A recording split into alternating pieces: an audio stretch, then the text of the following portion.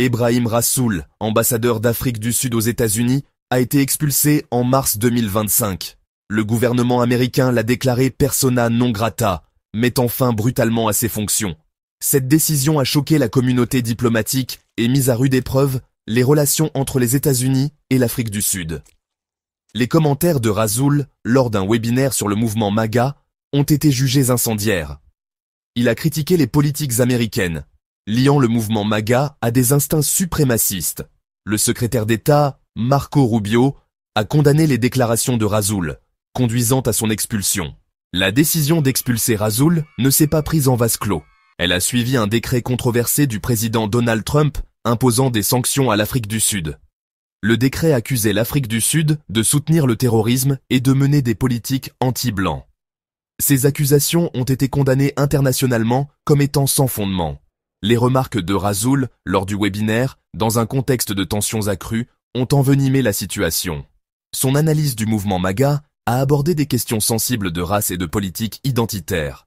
L'administration Trump a considéré les commentaires de Rassoul comme hostiles aux intérêts américains. Le moment choisi pour ces commentaires, dans un climat d'animosité préexistant, a rendu son expulsion inévitable. Malgré la tempête diplomatique, Rassoul est resté inflexible, défendant son droit d'analyser et de critiquer la politique américaine. Il a maintenu que ses commentaires n'étaient pas destinés à attaquer les États-Unis, mais plutôt à constituer une observation académique d'un phénomène politique particulier. Rassoul a souligné l'importance du dialogue ouvert et la nécessité pour les pays de s'engager dans une critique constructive, même lorsqu'elle implique des vérités inconfortables. L'Afrique du Sud, pour sa part, a fermement soutenu son ambassadeur, rejetant les accusations du gouvernement américain et condamnant l'expulsion de Rassoul comme étant injustifiée et politiquement motivée. Le gouvernement sud-africain a réitéré son engagement à maintenir une relation solide avec les États-Unis, mais a souligné qu'il ne se laisserait pas réduire au silence ni ne compromettrait ses principes. Au cœur du conflit se trouvait le soutien indéfectible de l'Afrique du Sud à la cause palestinienne.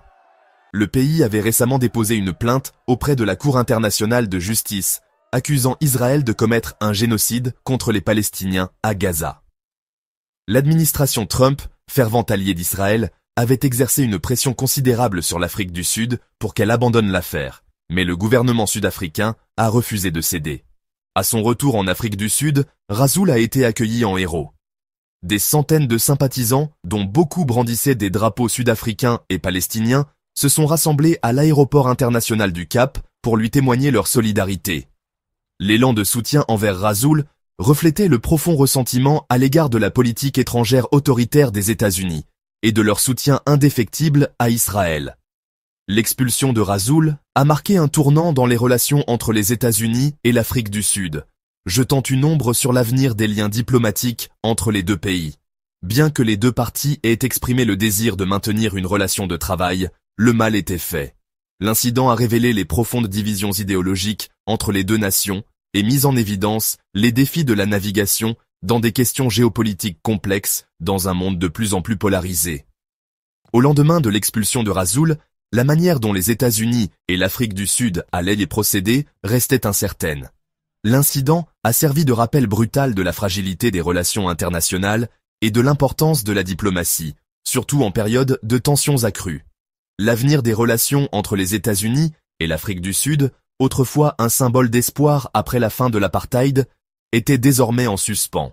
Si vous avez apprécié cette vidéo et souhaitez rester informé des relations internationales et des événements politiques, n'oubliez pas de vous abonner, d'aimer et de partager. Merci de votre soutien.